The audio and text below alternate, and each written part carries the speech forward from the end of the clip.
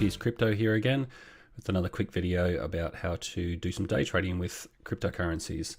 First and foremost, I currently am trading with Bybit. I also have a Binance account. I have found that Bybit's very, very simple to use as compared to Binance. Just the interface is a little bit different, and it's possibly got to do with the fact that I've been using Bybit now for a few months. There's downsides for every platform, and then one of the things that Bybit does a lot is they do an enormous amount of promotions. So I'm not going to get too into that side of things because there's a lot of marketing there. Let's just ignore that for the moment. So I'm just going to really focus on a couple of the core things that I think are important to understand. When you get an account with Bybit, you've got to make a decision of what type of trading you want to do. So ultimately, it's making a decision of what currency you want to trade with. So there's some basic things to understand here, and it's taken me many months to understand the difference between the two, but I think I've wrapped my head around it now. So when you log into Bybit, you have a decision to make of whether or not you want to trade what's called Inverse Perpetual or USD Perpetual. Essentially, the main difference being that if you're trading Inverse Perpetual, it's referred to as coin margin, there's only these options available to you. What it means though is that if you want to trade Bitcoin as an example, if you're using Inverse Perpetual, it means that your underlying currency or the asset that you need to hold is actually Bitcoin itself. Similarly, if you want to trade Ethereum in an Inverse Perpetual, you need to hold Ethereum within your Bybit account and EOS and XRP. So I've been trading this way for quite a few months, and what I've found, which is fine, but obviously as the price of Bitcoin goes up and down, your underlying asset increases in value or decreases in value depending on what's happened with Bitcoin. The alternative the other disadvantage of this is if you decide that you want to trade some Ethereum or do some Ethereum trading, you actually need to exchange some of your Bitcoins into Ethereum so that you can then place some trades using Ethereum as this Ethereum USD pair. These are called pairs because it's Ethereum against the USD. I've only just recently decided to exchange some of my holdings across to USDT, which means that now my underlying currency I'm trading with is actually USDT, and I can trade all of these different pairs using that underlying currency. I have found this provides an enormous amount of flexibility in that, for instance, even the last 24 hours, I've been doing some trades with BTC, and then I've also done a few Ethereum trades, and this morning I actually did an ADA trade, which I've actually got a trade in at the moment under that particular pair. So a couple of quick things to understand. I'm going to show you a couple of things in my account. I don't have a very large account, so don't stress too much when you see the levels. If you come into under your account over the right hand side, you'll see my assets. If you want to actually exchange your tokens, so convert or transfer from your normal wallets into Bybit. So for instance, if you're in Australia, you might use CoinSpot, you buy some Bitcoin through there, or you can actually buy crypto through Bybit as well. It's totally up to you. Have a look at your own way of doing that. Once you've got it into your Bybit account, just by depositing in here, if you click on deposit, just follow the instructions. It's fairly straightforward.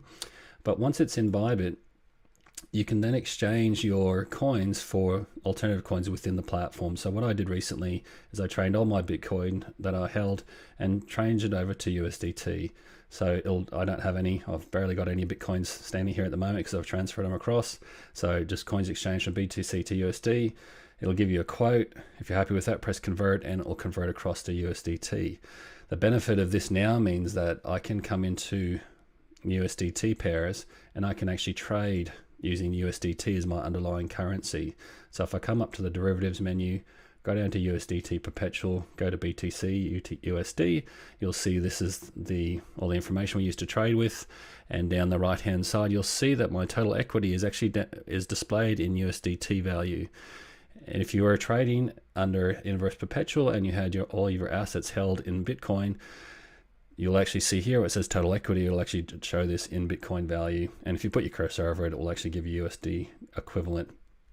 I found when you were trading with Bitcoin as your underlying currency, you had to kind of forget about the USD value and actually just train yourself to think about the quantity of BTC that you held, which is fine, but it can get a little bit confusing after a while. The other advantage, as I said before with this, is so if I want to place a trade with Bitcoin, away I go. I can just, for instance, if I want to do long, I choose my price, put the quantity of what I want to put in there, and it'll actually give you the order value or the size based on in a USDT equivalent, which is kind of handy, and it's really simple to understand. The other thing to note as well when you're trading in this platform, once I've chosen a trading pair, make note of the leverage up the top right hand corner here. You see I've got mine set to isolated, and there's a different leverage for long or short, which is different for when you're trading the inverse perpetual trades. If I come into inverse perpetual BTC, you'll notice that when I do that, up the top here it's just isolated, and it gives me an overall leverage for the whole pair. So I can't distinguish between shorts or longs within these inverse perpetual pairs, whereas if I come under USD perpetual, go back to BTC again, it gives me an option where I can set an isolated or cross, which I'll explain in a second, and you can set a margin or a leverage for long and short as different levels, which is an interesting option. Just be aware of that. The other thing to note as well is the leverage levels are set per pair as well, and I made a trade this morning which I didn't realize because I didn't pay enough attention. I came across to ADA, and up the top right hand corner you'll notice that it's actually set to 10x. I typically am trading with 2 or 3x because I'm quite conservative at the moment, but I actually placed this trade this morning without really paying too much of attention to here. I was wondering why I was up a higher percentage than normal, and I noticed after I placed the trade that I was actually at 10x leverage. So just that's one thing to note. So if you click on that to change your leverage, the options are there. The other thing to note as well, this isolated versus cross margin. If you've got your margin mode set to isolated, it means the only margin that you're using is specific to the particular trade you've got in on this particular trade. Whereas when you use cross margin, for instance, if I've got a 50% of my capital in a BTC trade, and I might have 50% in an Ethereum trade, if I've used cross margin, it's actually going to use margin across my entire account, whereas isolated, it segregates it or quarantines your margin just in this particular trade. Without explaining it too much for it, I personally always just have mine set to isolated. From my understanding, it's just a safer way to go. I thought I'd just quickly show everyone that little trick. As I said, the benefit of this now for me is I can come into here and I can trade any of these pairs. There's quite a bit more options available to you to trade.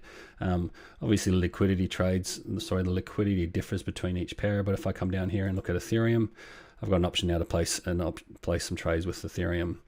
The other thing which I realized fairly early on as well with doing this is it's really important if you've got 2 or 3 trades happening simultaneously is that you click on this little button down the bottom here. It says show all pairs. If you don't click on that, what happens if I untick that for the second, you'll notice I'm in Ethereum at the moment and my current open position is not displaying because I'm looking at my Ethereum trading. Whereas if I come across to ADA, you'll notice that I've got an ADA trade in at the moment. And if I similarly come back across and have a look at BTC, and you'll notice here that there's no open positions, but that's not the case because from what you guys have seen already, you know that I've got an open position with ADA. So if I want to see all my open positions, I just click on show all pairs, and there you go. My trade for ADA is currently open. I've already taken some profits out of this particular trade, so there's a little runner left behind. But I thought I'd just quickly show everyone an understanding of the difference between inverse perpetual and USD perpetual.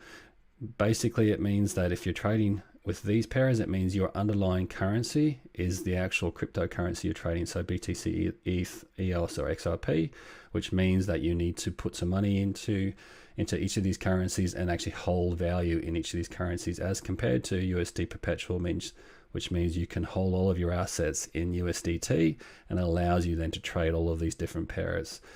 As I said, I've only just moved across to trading this method just last few days, and I found it really great to be able to actually trade some things outside of BTC. So one of the things that was happening for me this morning, there wasn't a lot of activity in BTC, and I had a quick look over at ADA and I noticed that it was about to hit some singles, which is something that we talk about in TPO trading, and it was great. I was able to grab an ADA trade while I was waiting for Bitcoin to work out what I was going to do. Without further ado as well, I'd like to just do a quick shout out to the trade vets. If you want to learn how to trade and in a way that most of the big professional traders use as the platform or the system of trading, it's not actually a way of trading, it's actually a way of understanding the market called market profile or TPO.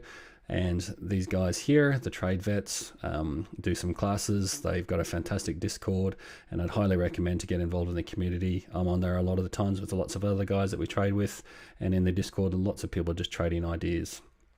That's all I wanted to share. Quick little heads up about if you're new to Bybit and if you're new to trading, highly recommend that you might want to consider actually coming in and starting with USDT rather than coming in and using BTC as your underlying currency. I kind of wish if I think back in time, I'd started with that. However, it is what it is. We learn as we go. So heads up, you've got two options. They're the two options, and enjoy trading. There's obviously plenty of other things to do. And until next time, I'll probably see you on the Discord if I don't talk to you any other way. Talk soon. Bye.